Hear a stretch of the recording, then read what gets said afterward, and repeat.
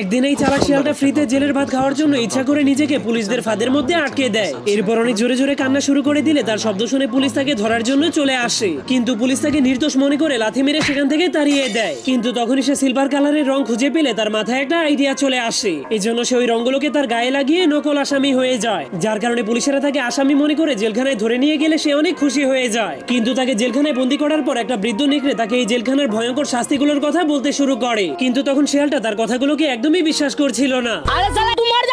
আমি বিশ্বাস করি না। এই জন্য বৃদ্ধ নেকড়েটা সবাইকে বাঁচানোর জন্য লোহার মাধ্যমে চাবি বানিয়ে সবাইকে জেলখানা থেকে মুক্ত করে দেয়। কিন্তু সেই পাগল শিয়ালটা জেলের সরকারি খাবার খাওয়ার জন্য নিজেকে আবারও জেলখানার মধ্যে বন্দি করে দেয়। কিন্তু এরপর সে যখনই দেখতে পায় পুলিশেরা তাকে কুপিয়ে মারার জন্য ধারালো কুড়াল নিয়ে তার দিকে আসতে শুরু করেছে, তখন সে অনেক ভয় পেয়ে জেল থেকে পালাতে শুরু করে দেয়। তোরা কে কোনাস আমার বাসা? এই জন্য জেলার তাকে ধরার জন্য তার পিছনে অনেকগুলো ভয়ঙ্কর কুকুর লাগিয়ে দেয়। কিন্তু তখনই পানিতে নামার কারণে তার উপরে লাগানো নকল রংটা